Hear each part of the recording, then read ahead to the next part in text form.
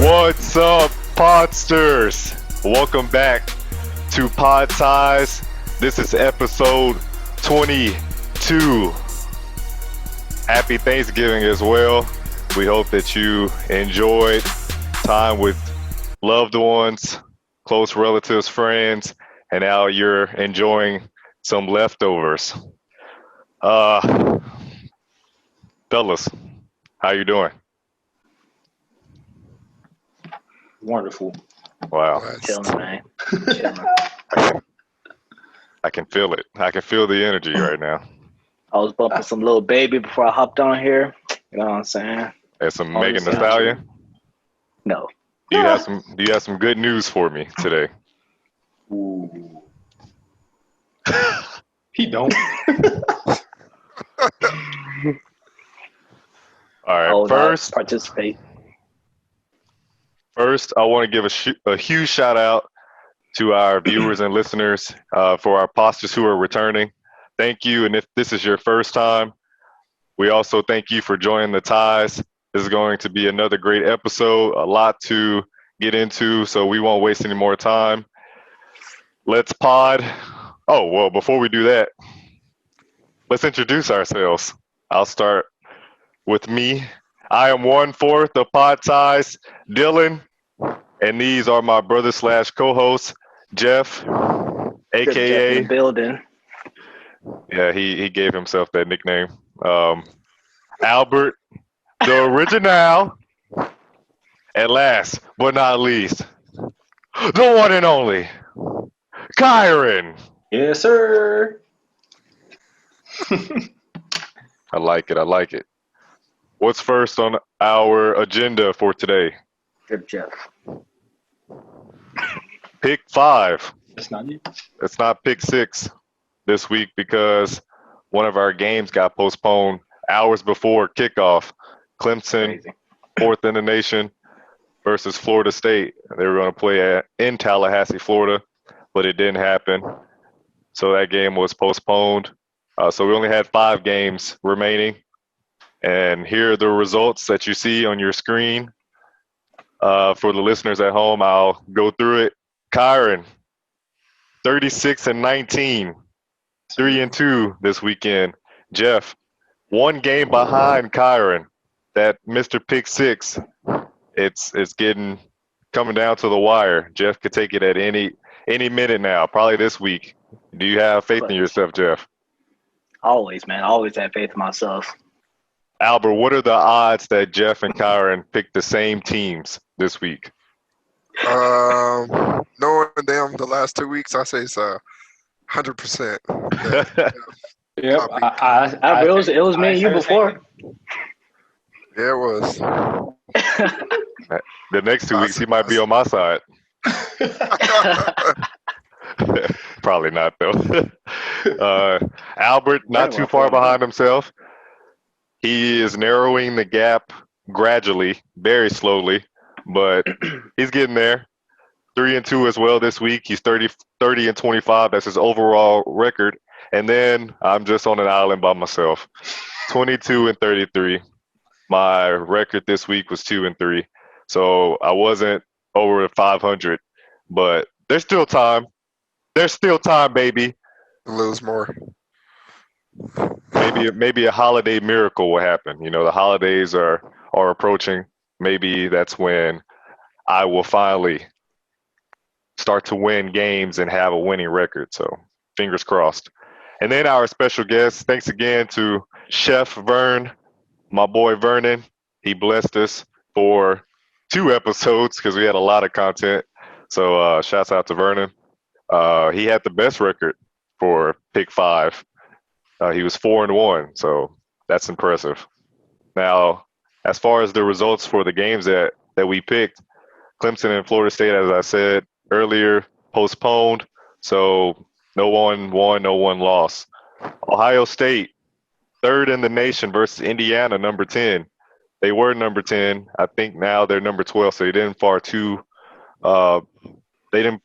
fall back too far in the top 25. Now they're number 12 after being defeated by Ohio State. But Justin Fields, in the first half, the first 3 games, he was perfect as far as attempts and completions. He didn't have an incomplete pass, but he turned over the ball 2 times with 2 interceptions in the first half. That just shows how great Indiana's defense is.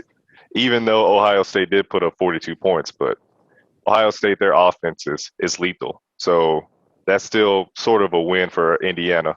Uh, he was 18 for 30, 300 yards, 2 touchdowns, 3 interceptions. He had another interception in the second half, 5 sacks, and he got a few yards with his feet, 78 yards, and 1 rushing touchdown.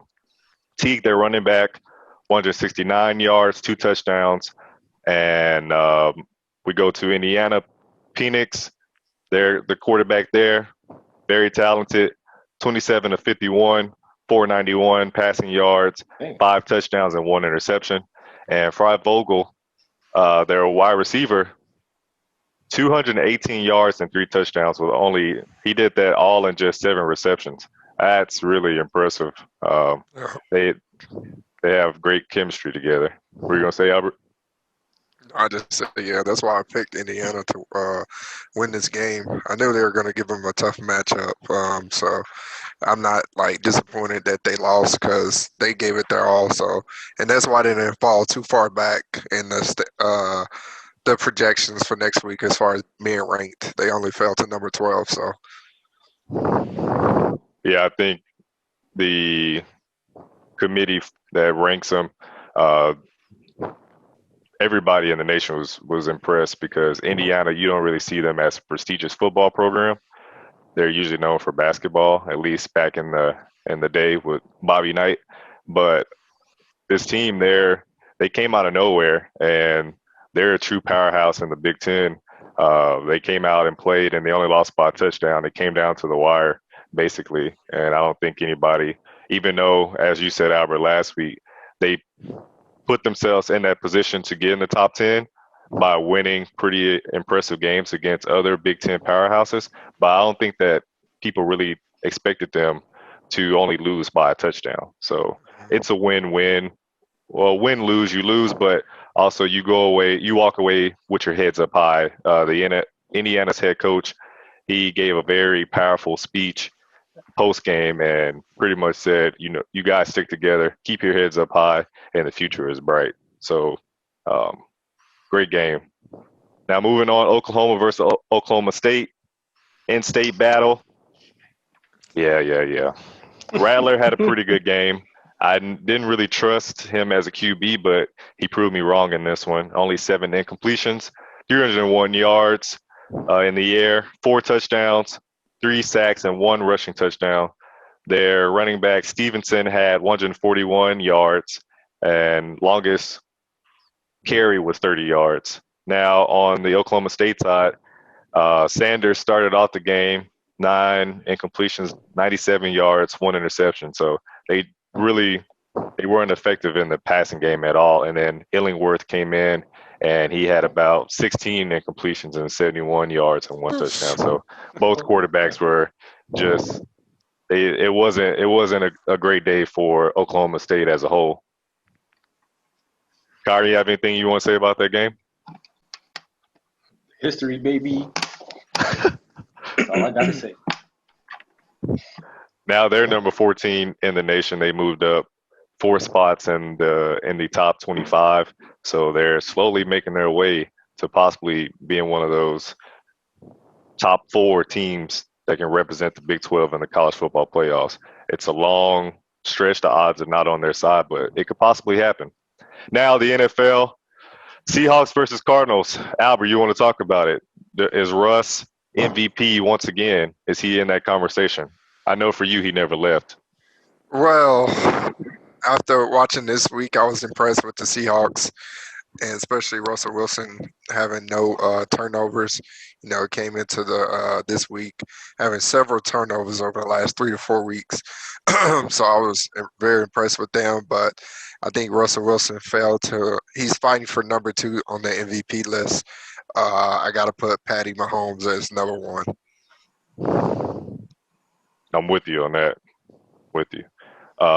Russell Wilson did have 2 fumbles in the game, but his team recovered. So Didn't have any turnovers. Both teams didn't have any turnovers, so that was really cool to see. You have zeros and for both teams in the turnover column. Russell Wilson had a good game. It wasn't 300 yards or anything too flashy, but he was accurate and consistent throughout the whole 60 minutes. 23 of 28, almost 200 yards, 2 touchdowns, only 3 sacks. Now that stat right there is kind of, it could fool you if you didn't watch the game because the pocket was collapsing and he was pressured basically the whole game. He was running like a chicken with his head cut off. But somehow he found a way to release the ball just in time before the defense could get a hold of him. And he did an outstanding job. And he also ran the ball 10 times, scrambled 10 times, 42 rushing yards. So great game. Murray, 29 of 42, 269 yards, 2 touchdowns, 0 interceptions, 3 sacks. So great game for him too. It just wasn't enough to beat Seattle. I think Seattle, well, their star of the game, at least offensively, was Carlos Hyde. Do you agree? Yeah. I think he's filling that void for the time being now that Chris Carson is out, and we don't know when he's returning, but he is definitely a pretty good backup running back. Facts. And I think Jamal Adams also coming back helped the team defensively, being that the QB. I think Bobby Wagner's probably the QB, but it's also great to have a guy like Jamal Adams back there telling people how to position, especially against someone like a Kyler Murray. Now, Cowboys versus Vikings. Let's go, baby! Jeff, you want to say it or me? Actually, you didn't even pick the Cowboys. Albert, you want to say it or me? He was for the same stuff. You got it. How about them Cowboys? They won the game by 3 points. Andy Dalton, 22 of 32. This was his first game back after being on the COVID list. Well, first the concussion, then the COVID list. Then he had a bye week. So he had 3 weeks to prepare for this game, and he played pretty well. There was a few times where he threw it, and you were like, oh, it was close to being an interception.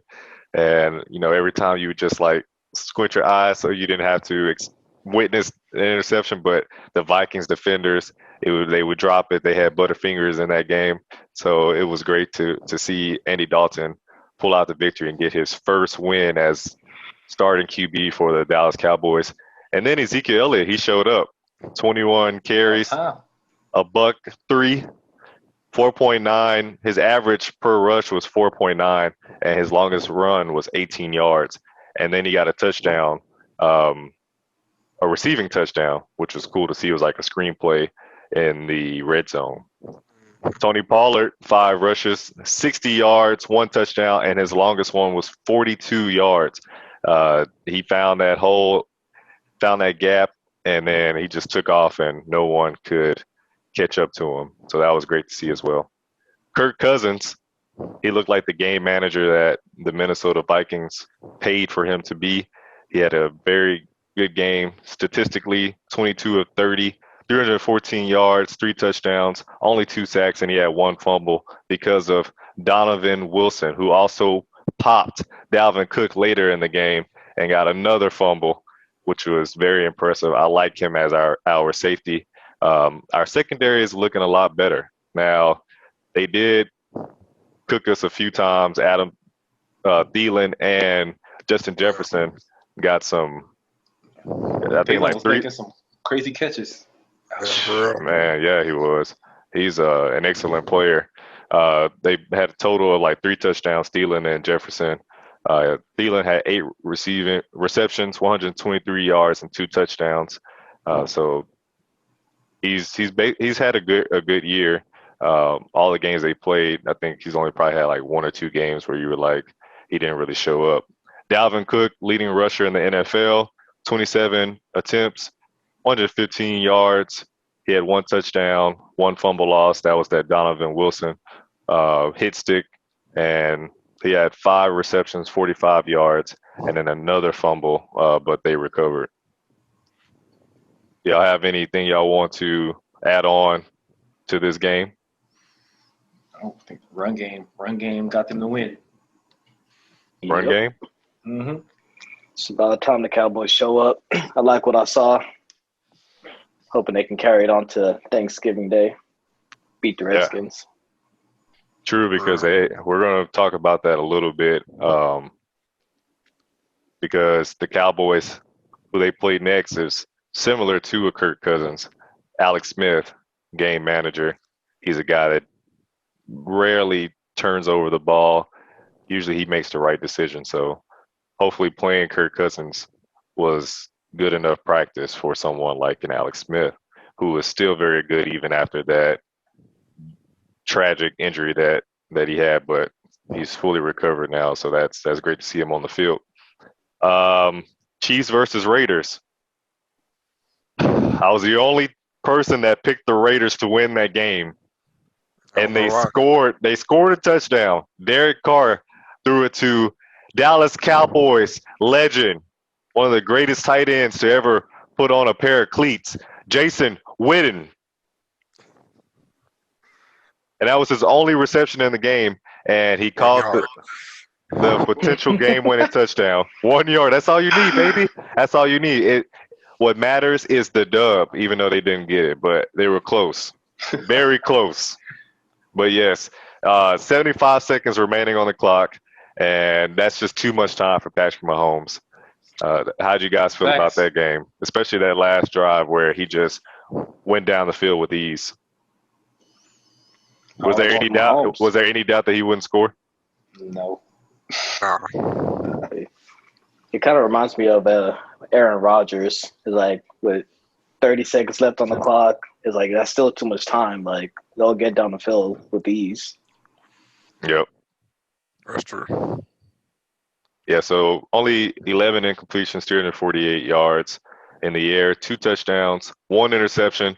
He's had 2 interceptions this season, and both interceptions.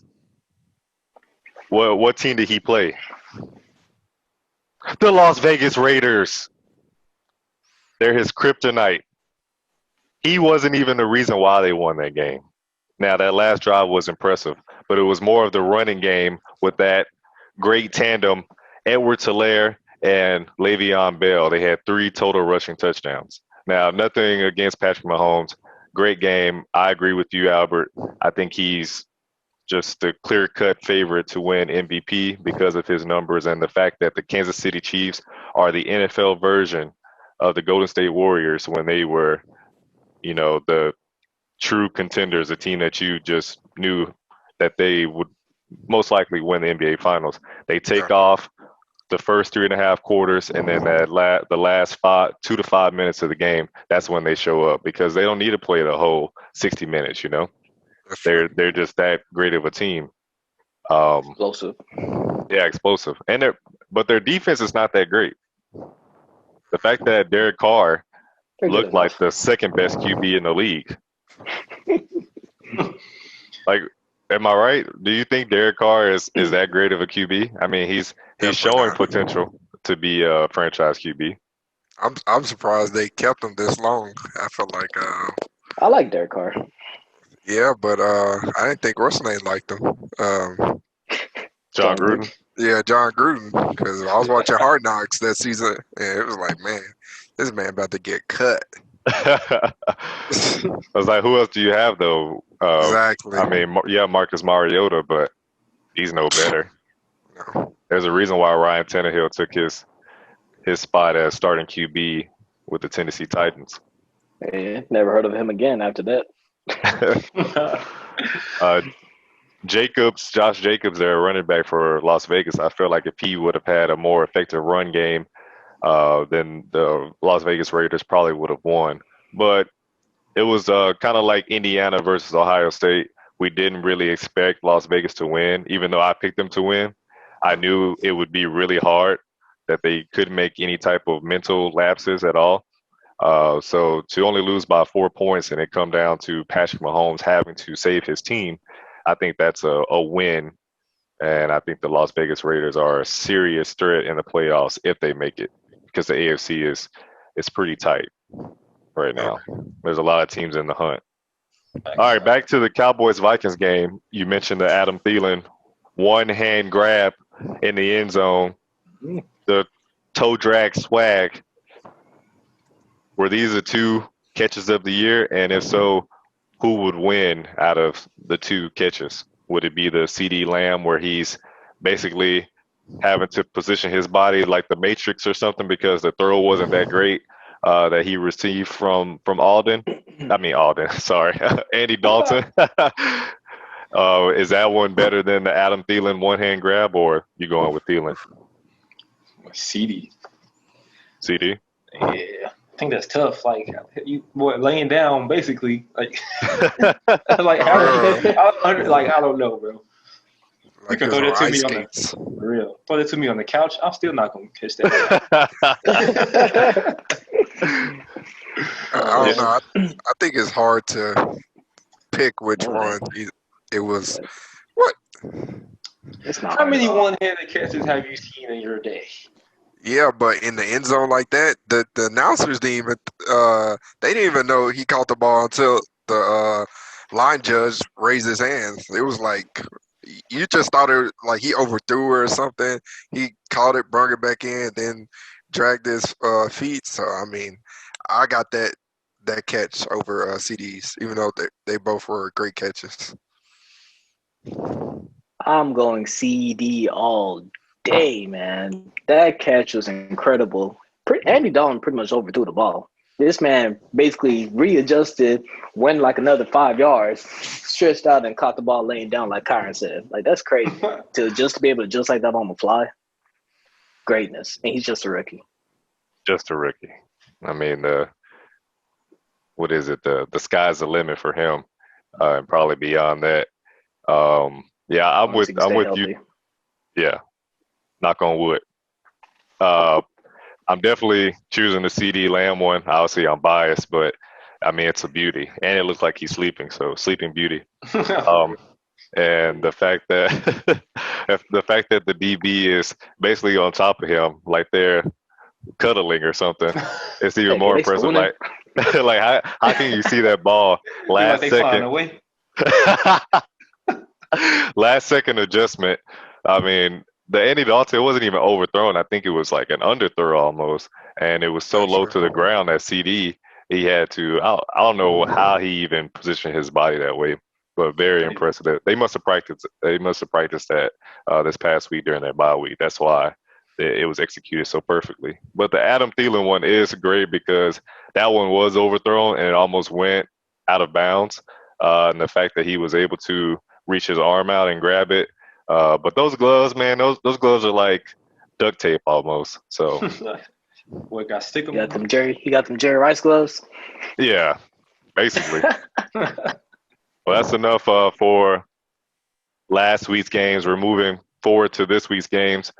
We have great college football matchups.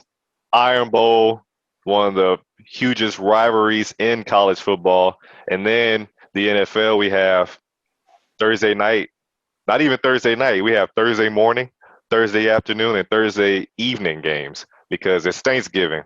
So looking forward to that. But let's start off with college football. We have number 15, Iowa State versus number 20, Texas. Big 12 matchup here. Who do you guys have? Let's start with Mr. Pick Six, Kiren. So me. Oh, I thought you were talking to me for a second. Universe already struck you down last week. Yeah, Goku got him. I got Iowa State taking this one, man. What? Yep, allowing just 23 points a game, bro. Putting up numbers. They put up numbers the last 3 games. Y'all want me? Y'all to know the numbers? All right, I'll tell y'all. 45, 38, and 52. Them boys putting up numbers. And Texas offense hasn't been rolling lately. So Iowa State has the hot hand right now. That's what I'm going with. About it like a cyclone. I'm with Kiren on this one. I hate to pick against my team, but they're inconsistent. So you pick against them every week.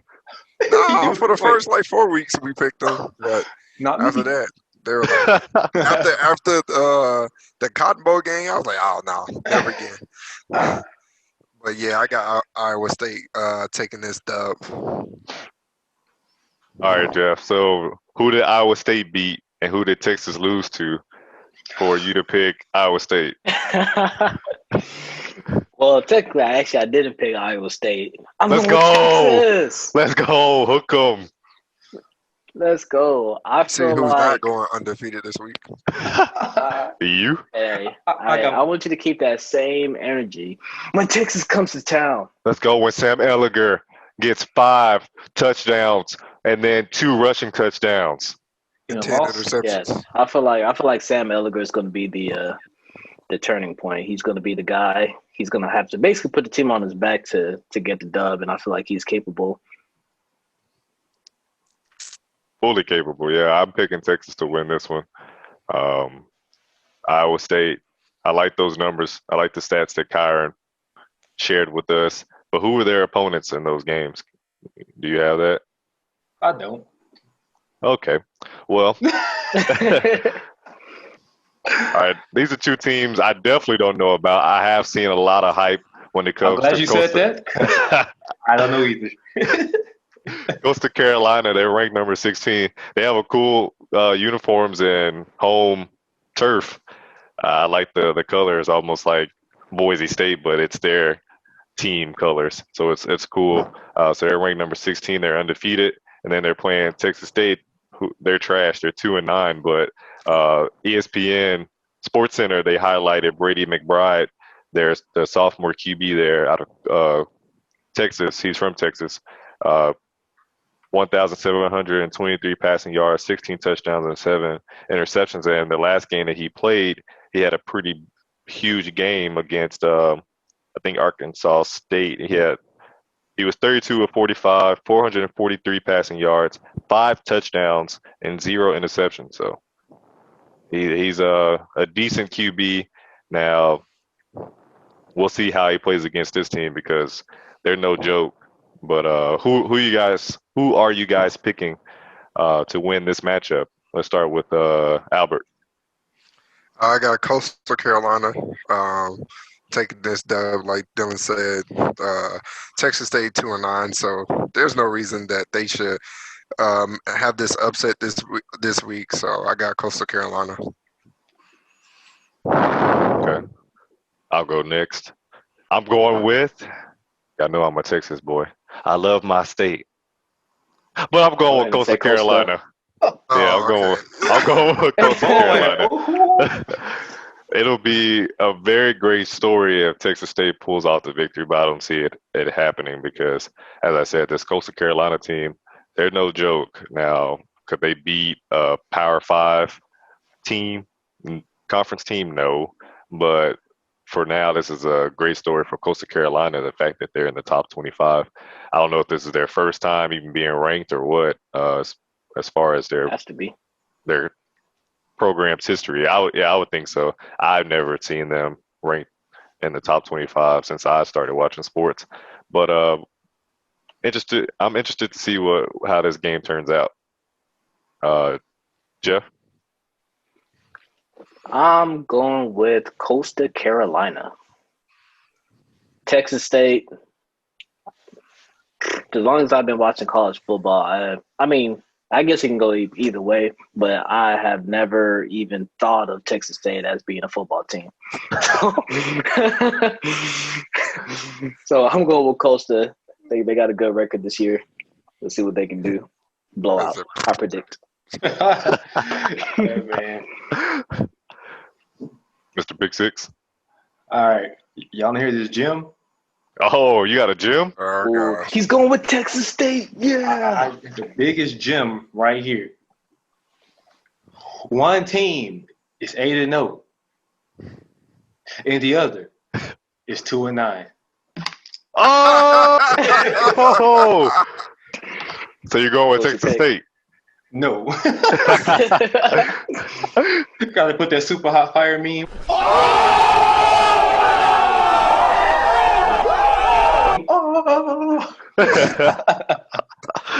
Iron Bowl. This is a huge matchup. Auburn, they haven't had the best season, but the last few games they've showed up and have won some close games, and that means that they're resilient. And who knows what could happen against Auburn? I'll go first because I'm just going to go ahead and tell you I think Auburn will smoke them like 63-24 or something. Smoke them some barbecue. Now, Dylan, you are exaggerating. Have y'all not seen Bama? Come on now, Matt Jones, and he's like number one right now to win Heisman. I don't agree with that because I like Trask out of Florida, but Matt Jones is not. He's no like freshman. He's a great QB, and I don't think Auburn will be able to handle him. And those guys that they have, those wideouts, are dangerous. No Russell Wilson. That defense is always top tier. So I'm picking Bama to win. Roll Tide. Hold on a minute, player. What? What? You did a complete 180. Freaking Auburn. I said Bama. Roll Tide. No, you said Auburn. You said Auburn's going to smoke them. Oh, I said Auburn? I'm just going to go ahead and tell you I think Auburn will smoke them. Yeah. Did I? Like, what? Oh, I didn't mean that. He said, have y'all seen Bama? And we're like, what? What? Like, where you going with this? No, I picked Alabama, not Auburn. I picked Alabama. Oh my Bro, I was goodness. so confused. Boy, it's not April 1st. Oh, man. Oh, what? I was wondering why y'all reacted that way. I was like, what did I say? I was like, what is your logic? he's over here commending Bama. No, I picked Bama to win because they've been smoking all of their opponents, and I don't think there's been one close game, not even that Georgia game. Roll the tape. I was so confused. Oh, Oh, that's funny. Bruh. Like, we on punt? Where the cameras? Like, I know I hear this incorrectly. oh yeah. I'm not that crazy. I picked some wild predictions, but I'm not picking Auburn to win unless Cam Newton was starting QB. That's why we made that reaction when you said it the first time. Yeah, Well, okay. I'm like, what? No, I thought y'all said I was exaggerating the score that Bama would win 63-24. Oh, no, I agree. That high power offense they got over there at Bama rolled over them. Yeah, I got Bama winning this game. You said what, Jeff? I like Bo Nix. But he's not beating Bama. The defense is too crucial. Oh, man. Now the NFL. This is one of the Thanksgiving rivalries. Cowboys, they usually play Washington football team. They didn't play them last year because they played Buffalo, but the year before that they played Washington, and that would have been a great game. But Alex Smith, that's when he had that very crucial leg injury that kept him out for basically 2 seasons or a year and a half at least. So we didn't get to see that matchup, but now we do. Now we don't have our starting QB in Dak Prescott. What was that game though? Colt McCoy came in and killed us. No, we won that one. You sure? We were not going to lose that game. It was close though. It was a close game. Look it up. Are you sure, Dylan? You have Google. Look it up. But are you sure? It's Google sure. You picked Auburn to win, but you were praising Alabama, so I don't know. Well, while you're looking up the score for the 2018 matchup, I'll go ahead and say who I think will win. I'm picking the Cowboys. I am a little bit afraid because we faced this team, 3 weeks ago, and we got smoked against them, but that was in Washington. Now, there really is no home field advantage. I think the Cowboys, they do have one because we have fans, and the attendance is increasing each home game. So there is somewhat of a home field advantage for us. And the starting QB is not the same for Washington because it was Cal Allen, but he's out for the year, and so. But at the same time, I'm afraid of Alex Smith. I still respect him as a quarterback. So I don't think it'll be an easy game, but I see Dallas pulling off the victory. I think Amari had a great game this past weekend. He'll have to have another one, but the numbers will have to be a lot better because he was kind of like a silent. He had a silent good game. Like if you didn't look at the stat sheet after the game, you were probably like, did he even get any targets or any receptions? But he did. He had the most receiving yards. It was a team high, but I think that those wide receivers will have to be a lot more effective in this game. And the defense continue to get turnovers, and we'll win the game. So Cowboys. Yeah, I got the Cowboys too.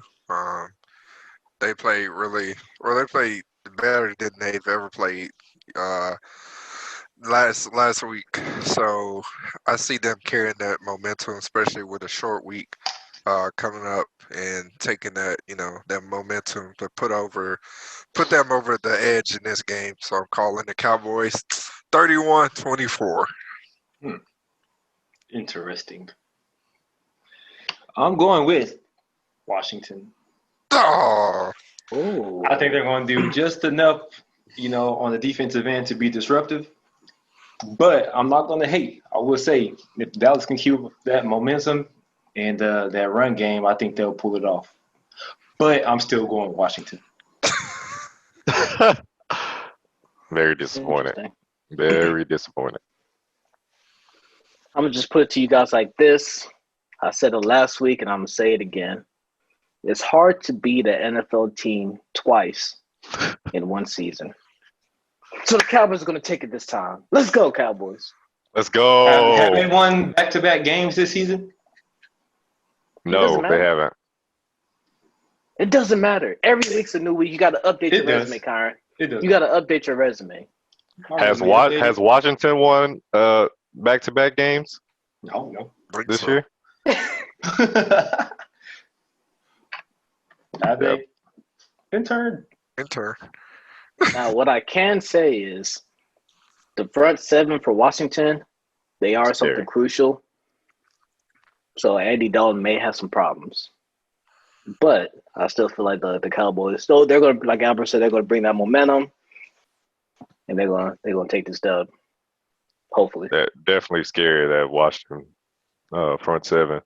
But if that O-line for the Cowboys played like they did against the Vikings, even though that Vikings defense is not good. I saw a stat during the game where they showed like Mike Zimmer, his defense, because he was a defensive coordinator for a long time, even with the Cowboys at one point. His defense, they were ranked third like every year in all the different defensive categories. They were ranked number 3 every year for like from 2014 to 19. And this year I think they're not even in the middle of the pack. They're like 17 ranked as far as defense goes. So that defense is not top tier. Washington, they actually have a great defense. Their offense is just slacking. So it'll be different for our O-line this week. But if they can protect Andy Dalton like they did in that previous game, then we definitely have a chance. I like the adjustment that Coach McCarthy made where he moved Zach Martin from right guard to right tackle. I think that helped our run game. So continue to make minor adjustments like that, and our team will be in a good position to win. And this is basically for first place in the NFC East, because do you guys think that the Eagles will beat Seattle? No. So if the Eagles lose, they slide down in the NFC East division. If the Cowboys win, we're number 1 because we have the tiebreaker for Washington, and we beat the Giants earlier in the year. So we walk away not Thursday, but after Monday night's game against the Eagles and Seahawks. If they lose, then we're in first place in the NFC East. That's mind blowing. Crazy. It's crazy. We could go from being number 3 in the NFL 2021 draft order to being third seed in the NFL playoffs. So I think that's really cool. Now, another Thanksgiving game. This is a Thursday night football matchup, marquee matchup. Ravens versus the Steelers. Steelers are still undefeated. They beat Jacksonville. It wasn't even close. Who do you guys have to win this one? Definitely the Steelers.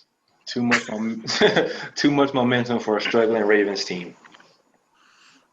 Yeah, I got the Steelers winning this one. They're undefeated.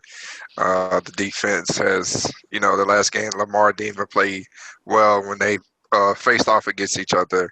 And Lamar has been, coming up short each week in this season. So I think the Steelers got the edge. I'm picking the Steelers as well. The Ravens, you lose to the Patriots. You lose to the Titans. Overtime matchup. You could have won that game in the fourth quarter. But as Albert said, Lamar Jackson and company, they just can't seem to pull it out. Like, they can't seem to win the game. Even in extra time, they weren't able to win it against Tennessee. So I think if they fall behind early in this game or at some point in the game, they're not a team that can catch up and regain a lead. So either you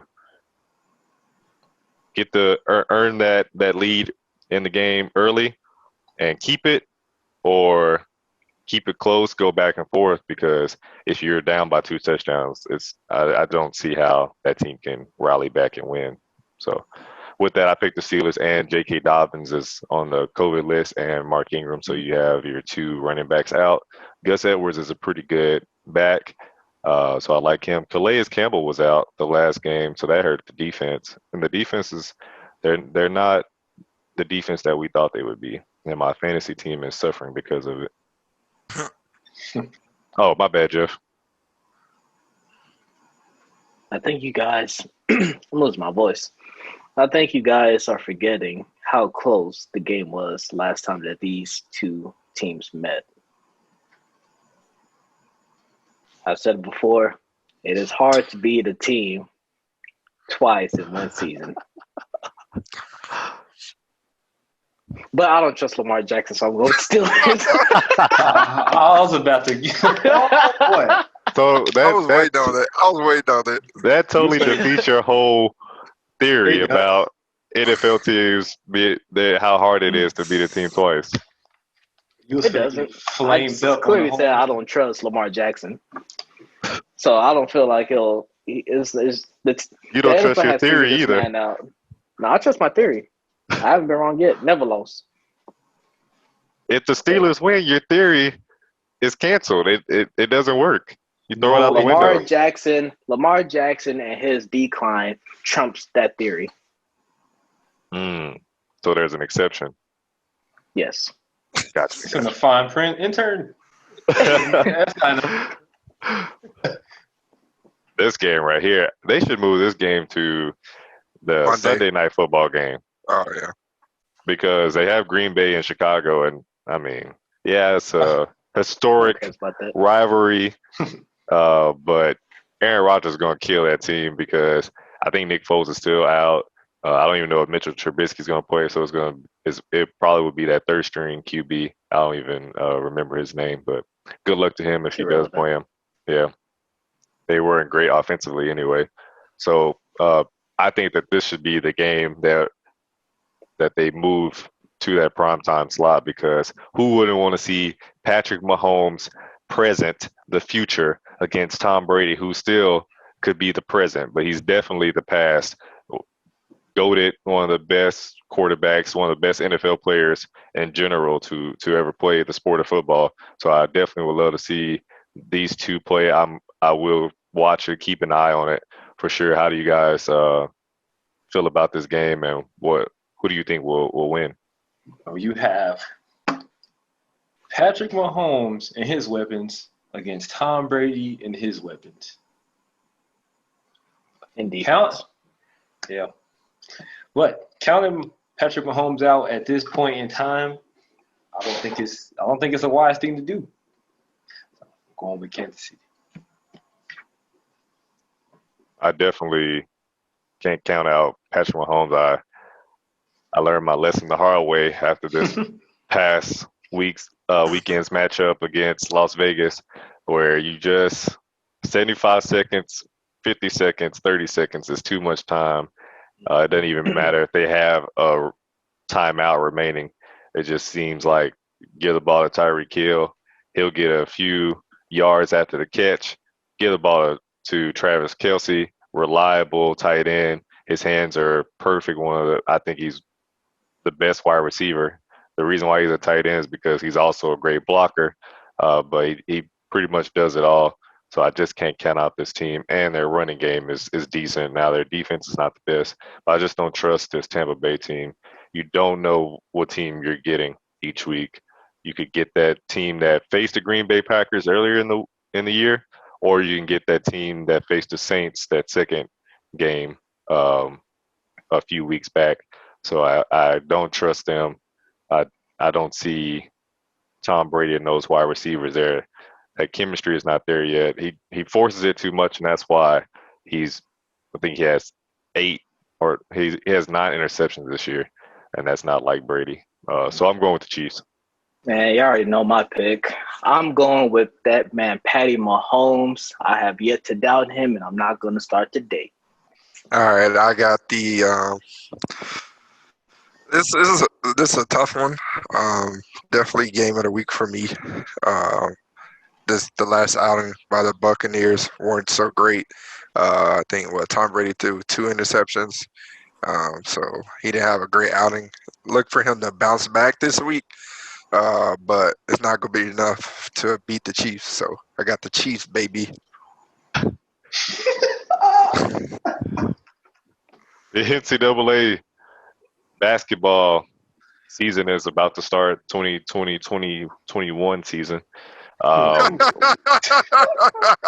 what? The 2020-2021.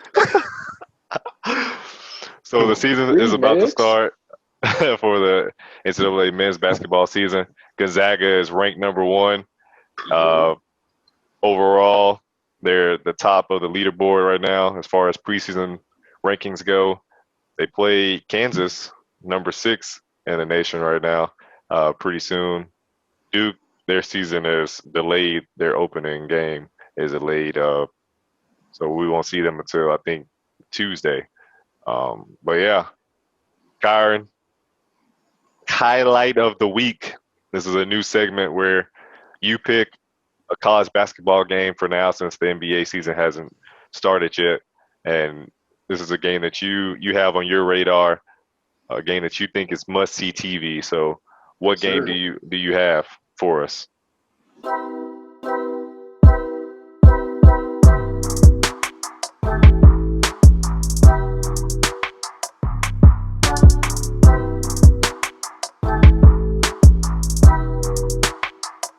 Yes, sir. Well, you have the graphic up right now, dude. I had this, on my radar. I have it on my sheet. Gonzaga, number 1, and then we have Kansas on the other side. Them boys. Let's see. They won the Big 12 last year, so they lost a couple people, but they won last year. They brought in some people, and then Gonzaga, they have 5-star freshman Jalen Suggs over there on that side. So number 1 versus number 6. So that's on my radar. It's gonna be a game.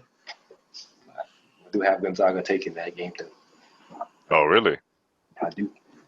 Do you think Gonzaga, they actually do something? I mean, it's too early to say right now, but you think they have the squad to make it deep into the March Madness tournament? Because they don't really get the respect sometimes, even if they are number 1 or top 3 or top 5, because of the conference they're in. They don't play the strongest of teams compared to like Kansas or Kentucky or Duke.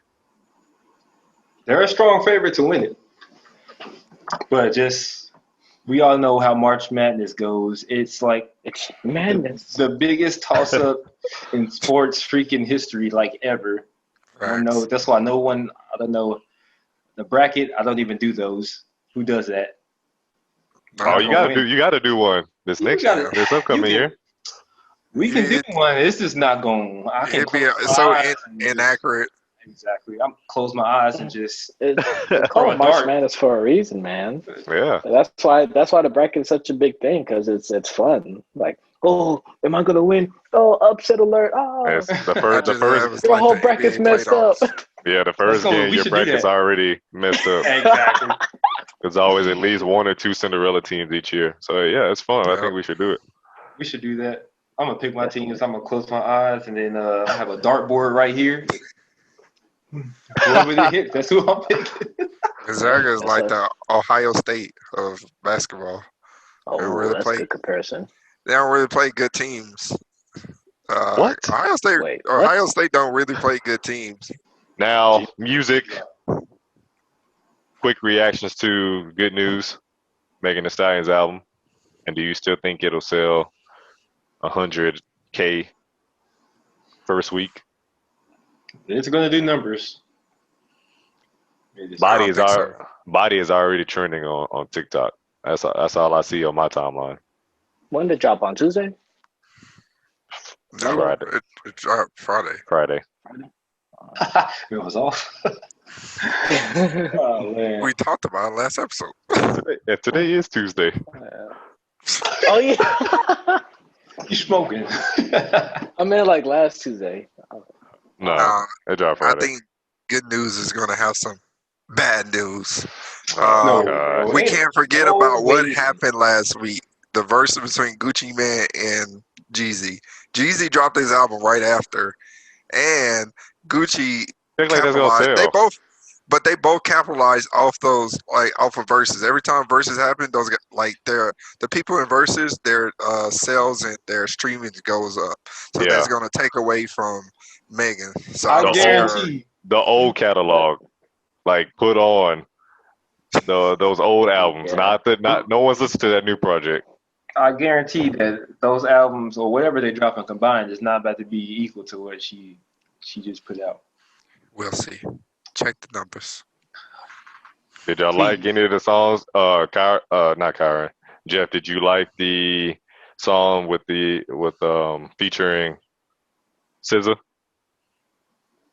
Freaky Girls. SZA. I can't remember if I like that one. It was There were a straight. couple songs. It was straight. SZA did her There was a couple songs that I liked on that SZA did her thing. album. So SZA didn't carry the song because Jeff he would have remembered. I think she carried the song. I kind of think she did. Yeah. Yeah, she definitely did her part, but the song as a whole, it was alright. Like it wasn't. You could do without. Yeah, definitely. Because I could do without the whole album. I don't want to get into it. Man, it wasn't bad, bro. It wasn't bad, but it wasn't good at the same time. It was like if we weren't guys, we would be saying jump. I mean, the women are loving it right now. Oh yeah, I'm sure the women are loving it. Yeah. Like I like Shots Fired, Cry Baby was good. What else? The one with Young Thug, Don't Stop, that was straight. Mm-hmm. Go Crazy, I like Go Crazy. Go Crazy. Oh yeah, Lil Durk. That was probably like my favorite one. Those are 4 songs I have. That new song. Go ahead. I'll tell you what song I like. No. You better say Savage. Oh no, I ain't got that one. Nah, I was about to say that new song Savage remix. I was like, that go hard. Oh no, I have Shots Fired, Crybaby, Movie featuring Lil Durk, and Go Crazy. That's it. Shots Fired is it on the top 10 list for disses? No, definitely not. Definitely. It was good, but it wasn't. She went out his head. She definitely went at his head. It was a good song though. That's like the best song on the album. I felt like. Jeff, do you like track 4? It was a good way to open it. Track 4? No, that's your song right there. I don't even know what track 4 is. I don't think I want to know. Tell him, Jeff. I'm about to look right at it. It's called Do It on the Tip. He said that last City episode, Girls. and Kiren said, "Oh no, don't say that on camera." And I told y'all last episode, I do not like city girls. But Chiefs. Yeah, I don't like them either. You don't like Hey, JT? hey, did y'all like that popcorn She can song? rap. Intercourse. Oh yeah, Popcorn go hard. Yeah, I like the what's her name? Megan Thee Stallion. She got on her island bag. Island. Yep. I mean, when Popcorn is featured on there, you have to get in your island bag. You can't get into some type of trap music. Unruly. Yeah, that's true. That's funny. Yeah, Yeah, all right. Young Miami's trash. I'm telling you, Body is probably it will probably debut at #1 on the Billboard charts I as a wouldn't be single. surprised. It is. And Yeah, I then wouldn't be surprised, but It is going to be a club banger. Like if COVID wasn't going on right now and clubs were open, it would be a rap. be brazy. It would be a rap. Did y'all listen to the Baby's project? No, didn't listen It to actually wasn't bad. It really wasn't bad. So coming from you, it must be fire. All right, last topic before our huge challenge that everyone has been anticipating. No, it's not the 100-yard dash.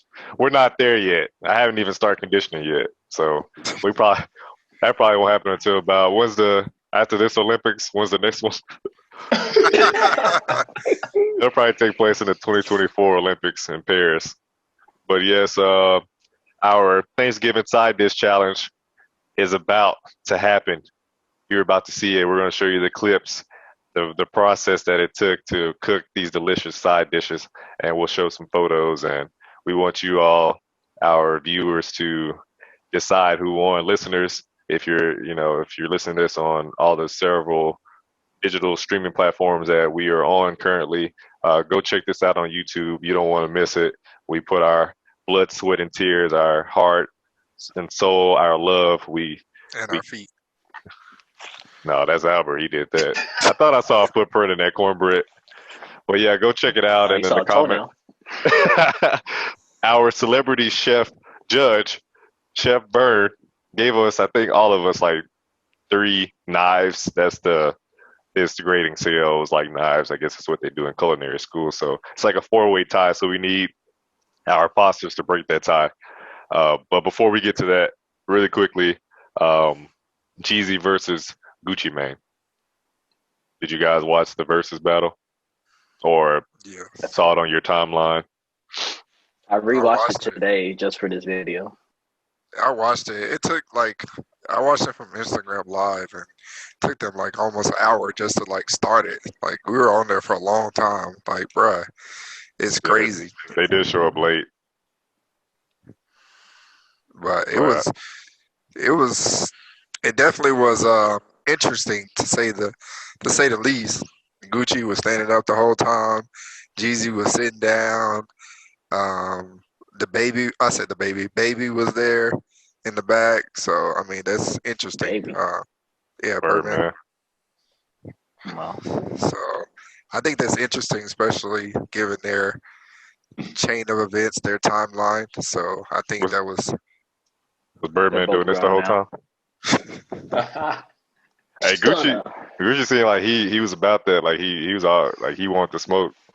That's why he was standing up. He threw so many shots at Jeezy. He said no, didn't he say no disrespect or something, but continue to disrespect this man's whole life? I think it was more like showmanship almost. Yeah. Like he knew that people were waiting to see what would happen, knowing that what happened 15 years ago and that tension still being there. I think that's why he did it. So he really didn't mean any disrespect. Right. There's really no respect either, but I think they just kind of tolerate each other, and they're going to move past what happened. The fact that Gucci was able to say those things, and some of it was at times it was pretty bad, the stuff that he was bringing back that happened in the past. But it happened to him. He didn't go out and seek that type of violence or anything. It came to him, so it's understandable why he would still be upset or have some type of animosity towards it. So it's understandable. But overall, the fact that they were able to celebrate each other's music and it didn't get to any point where they were like any type of blows or anything, and they went to the club and nothing went down there either. So I think it was a win for Atlanta. I do want to give a shout out to a new subscriber, Jeremy Jones.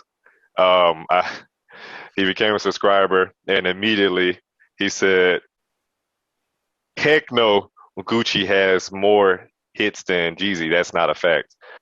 There was a lot of songs Jeezy didn't Yeah. play, and he still won that battle. Oh, you think you won? Yeah, he definitely won that battle. It wasn't. He did. It was like, yeah, wasn't even close. Well, it like, kind of depends on how you look at it. well, if you watch the first like 3 or 4 songs Gucci played, nobody knew those songs. Nobody. He knew that song, but there was a lot of songs that they both had in their catalog that they did not play. So, like, Yeah. As far as like versus battle wise, commercialized hits, Jeezy's definitely taking it. Yeah, that's what I was gonna say. Is that Jeezy won like all around, but as far as like the streets are concerned, Gucci won that.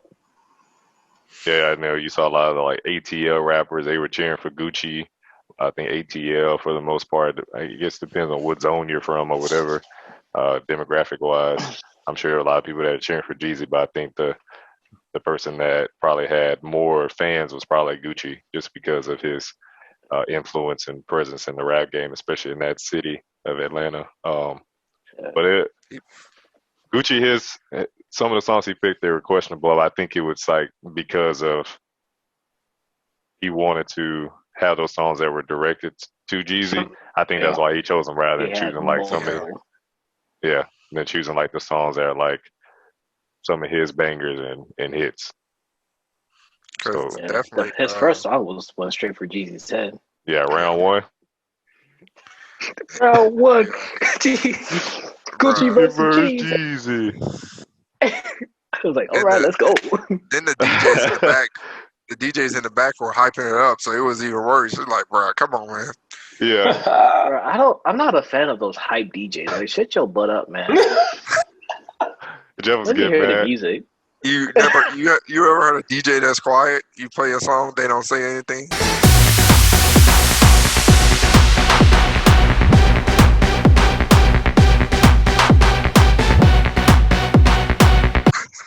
Nah, but like a club is different. I'm talking about like those DJs that play your music at concerts. Sometimes They MCs be need hyped it though. too. Yeah. Like Migos, they have a pretty dope DJ. DJ Darrell. And like Yep. I've seen them live twice and he gets pretty hype. He does that 1, 2, 1, 2, 3, and then the crowd gets hyped. Yeah, but like stuff like that is cool. I'm talking about like when they're like singing along with the song and they're like saying all this like extra stuff and they're like doing more of the talking more than the artist. Like, man, shut your butt up, man. Like, you're supposed to be a hype man. Like, you're supposed to say like 1, 2 words, at a time, and like, just to keep everyone hyped. Like that DJ Darrell, 1, 2, 3, everybody jumping up. I also don't like concerts where like a million dudes on the stage with the artist. I hate that, man. I hate like, that. Why y'all here? I hate the people that tell us to sing. Like, bro, I paid for you to sing, not me. They say 2 words and, bro, come on. Bro, that's lit. What you mean? No, not the whole concert though. I could do that at home. Exactly. I go on YouTube if I want to listen to the. I hate when the record, the song that they record in the studio is louder than their mic. Mm-hmm. Oh yeah, I hate that. I didn't come there. I didn't come here for that. You better have an orchestra, a whole symphony in the background, change the song, the original song. But I say at the end of the day, for this Verzuz, this definitely was something for the culture. It was a win for the culture. Imagine if other people, Offset's daughter. What? No, he said Offset's daughter. That was a good one. Oh my! I like it. Imagine if, like, back in the day, you had the Tupacs and Biggies that would have done this, the Jay-Z and Nas, and all these people that had beef before, if they could have, came to a resolution. Because oftentimes when, there's That'll be a good one. people losing their life involved, it never ends well. So this is something that it should set a precedent for the younger generation. That's what Jay-Z said. I said not Jay-Z. That's what Jeezy said. We are about to sign off, but before we do, we need you to do 3 things. Just 3. And that is subscribe to our YouTube channel, Pod Ties. Next, smash the like button. Give us a thumbs up. That notification bell. We need you to destroy it. Share, comment, all those things. You can listen to our podcast on Apple Podcasts, Google Podcasts, Spotify, Stitcher, and so many more. Thank you for the support. We'll be back. We are about to show you our Thanksgiving side dish challenge right now. Hold on, guys. Oh Lord, we're trying to end on a good note here. It's a simple question.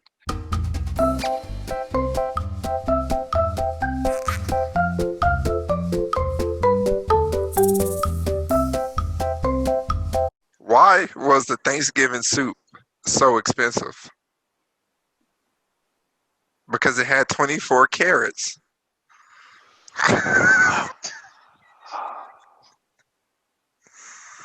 You know, like carrots, like jury. No, we got it. Happy Thanksgiving. Enjoy the side dish challenge. Let us know what you think. Thanksgiving. Let us know what you think about it, and we'll be back. Have a safe Thanksgiving. Peace. From the Middle East, and I ain't talking about Dylan. God, you've upset me already. It didn't hit the first time.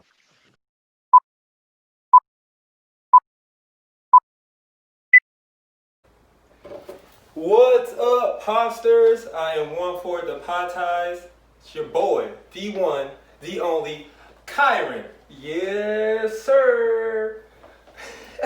So today, for our Thanksgiving side dish challenge, your boy has to make chicken. So, first things first, let's wash the hands. All right, I don't know what the rule of washing hands. Wash them for 20 seconds. What you guys sing the birthday song? Whatever the birthday song is, you wash them, get it in between the fingers, the fingernails, all of that.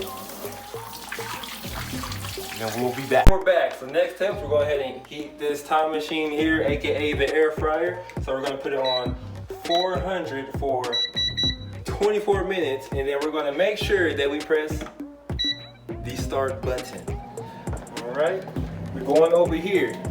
So my chicken is already washed. It's all clean. It don't look good yet, but it will. And we're gonna go ahead and go into the seasoning. So we have some Lowry seasoning. We have some onion powder.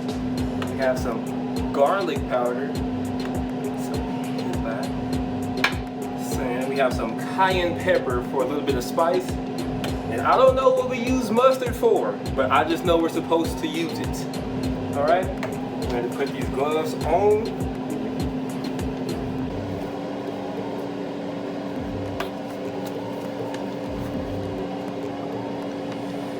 Not much.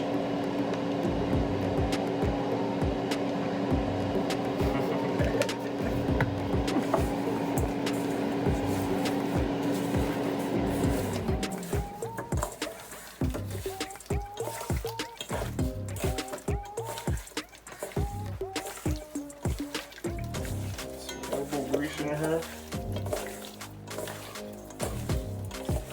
See my face. My face of determination.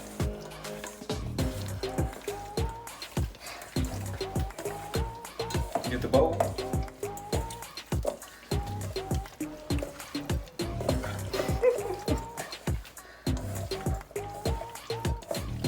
Alright.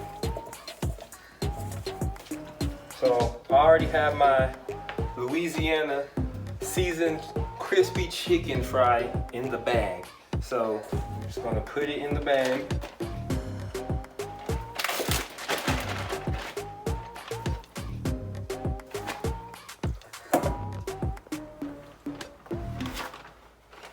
Two at a time.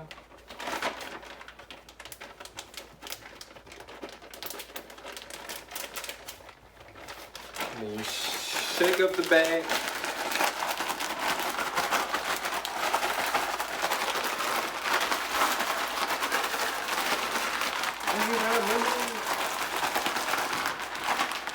Alright. You come over here to the time machine.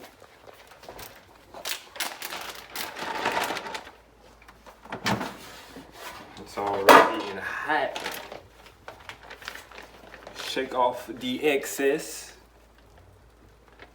And then we just slide the mug in like that. Shake off the excess again. Slide it in like that. And then we'll be back halfway through to show y'all the progress.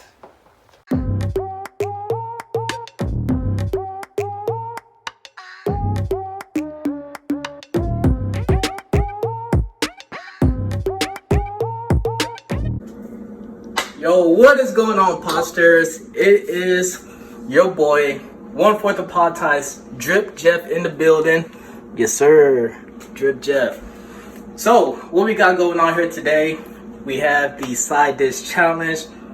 Thanksgiving is right around the corner, so it's only right we got to get after it. So, got a special treat for you guys here today.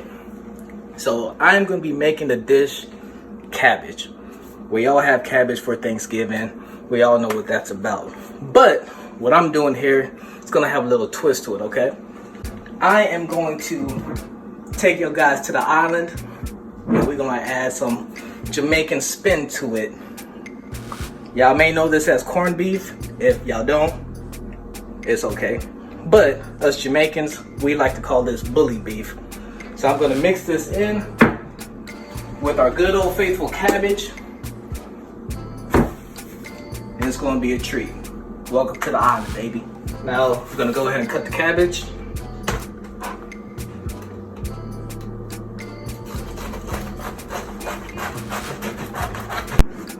All right, so we got the cabbage all shredded up. So let's go ahead and cleanse it. You know, with COVID going on, gotta make sure everything's nice and clean. I don't know where this cabbage been. Probably been with a whole bunch of kids. Get it? Cabbage Patch.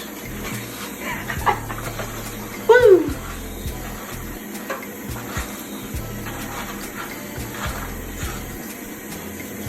Dropping everything.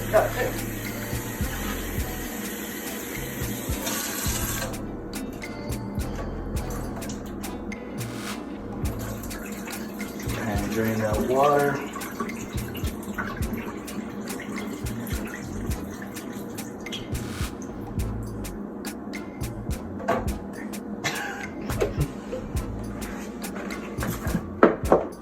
Next, we're gonna go ahead and wash the tomato and wash the bell peppers. All right, so now we got everything chopped up. So what we're gonna do here now is go ahead and splash a little tiny bit of oil to the pot. It's like I'm Chef Curry cooking with the pot, boy. Let's get that moved around everywhere. I don't even know that's enough. Oh, damn, that's hot.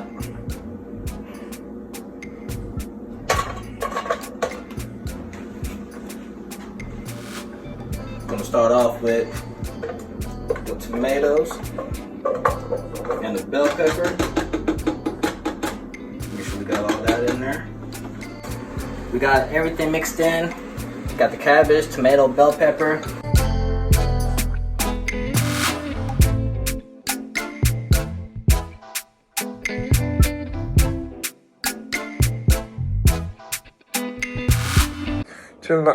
Oh, what's up, guys? What's up, Podsters? What? What's this behind me, you ask? I need to reintroduce myself. First name Albert. I'm about to kill this challenge. Yeah, I'm 1/4 of Podsters. About to get into this Thanksgiving challenge. There's not too many ingredients that you need. Say cheese, guys. Ha, got you. It's just a video. It's not even a picture. Had to get up. My knees hurt.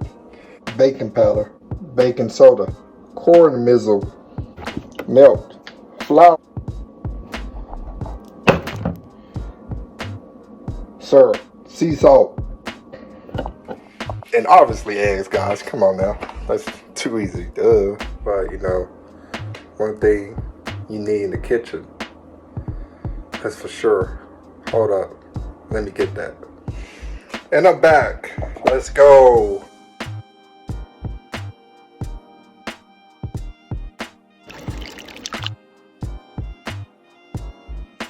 Lovely. Golden brown. Yep, we did it.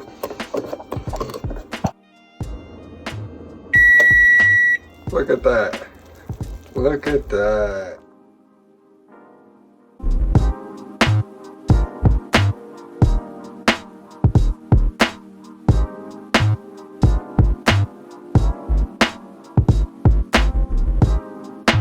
Happy Thanksgiving, Podsters.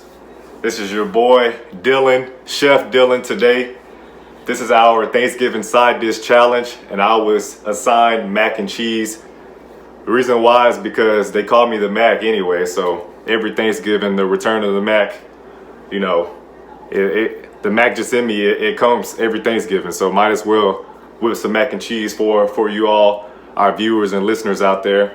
Hopefully this side dish challenge helps you as well when it comes to recipe ideas, these ingredients that I'm about to show. Hopefully it gives you some type of idea of how to cook mac and cheese, and hopefully it comes out perfectly so you and your family and friends enjoy it. With that said, I'm about to cook mac and cheese, show you the process, and I have to put on my chef's hat and my apron to be official. And I can't get my clothes dirty. You know, this is the outfit of the day, so I still gotta look clean for Thanksgiving. So let's get to it. Chef Dylan back, ready to whisk something up. All right, let's get into this mac and cheese. I have my Cowboys apron and hat, America's team, it's only right. I'm making America's side dish, mac and cheese, so it all goes together. My boy Dirk, he's my assistant for tonight, so he's gonna help me cook. Say hi, Dirk.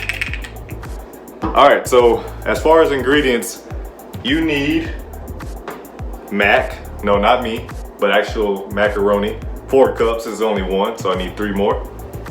Next, you need so mac and. Number 3, cheese. You need a lot of cheese, a whole pound. This is 8 ounces, so you need another 8 ounces, so this is only half.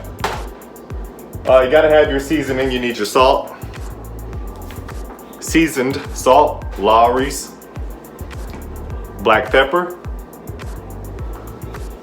You need some dry mustard, ground mustard as well. It's great for mac and cheese. You can use paprika if you like, it's not necessary, but it's good for coloring. Also, we have some milk. You need dairy. I already have cheese, so you need milk as well. Flour, can't go wrong with flour. If you're cooking for your lady, you can use roses. That was a good one, right? What else? You need an egg, more dairy, just 1 egg, not too much. And you need butter, 1/4 stick. So this is good enough right here, just not too much butter. And that's really all you need. So I'm gonna show you a secret ingredient for the mac and cheese, and then after that, we're gonna pop this sucker into the oven and see the final product. So stick around. All right, Podsters, I wanted to share my secret ingredient. This will guarantee that your mac and cheese comes out. So you see here, this is the gravy that you have to make. So you use flour. First you melt that 1/4 stick of butter, and then you pour in your flour. I think it's about 4 tablespoons. So you mix it together, cook it medium, low heat for about 5 minutes. And then after that, it should turn to this nice gravy texture. So that will make your mac and cheese creamy. So it's not just cheesy, it's also creamy.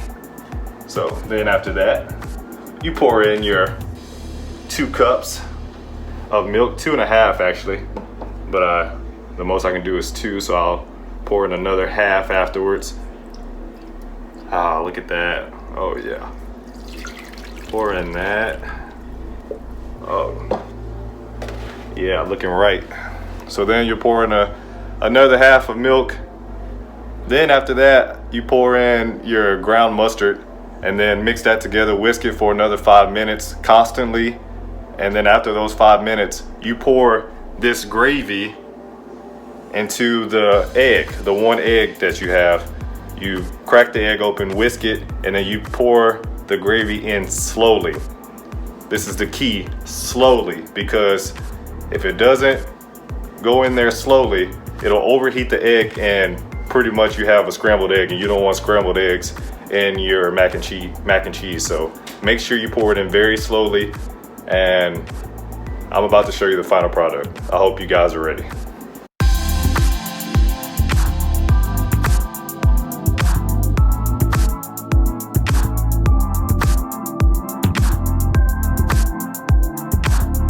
All right, that's it. You saw the final product. Hope you enjoyed our Thanksgiving side dish challenge. I want to end this video by thanking you all, our Podsters, for supporting us from day one. We appreciate it. We see you all out there. We feel the love, and hopefully you also feel how grateful and thankful that we are. So for Thanksgiving, I want to say I'm thankful for you all. I hope that you all have a safe and wonderful Thanksgiving. It's a weird year, so hopefully you all make the most out of it. Stay safe and enjoy your food. And if you have any questions about how I made my mac and cheese, you can reach out to me in the comment section. Please leave a comment, share with others. Also share your Thanksgiving dish. Let us know how that turned out. Give us some recipes. I'm always open to learning more about cooking, so let us know how you cook mac and cheese or cabbage, chicken, cornbread. We would really love to see how your Thanksgiving turned out. With that said, I'm 1/4 of Pod Ties, the side dish challenge winner. I'm pretty sure I am. Well, I hope you all enjoyed. Thank you. Peace.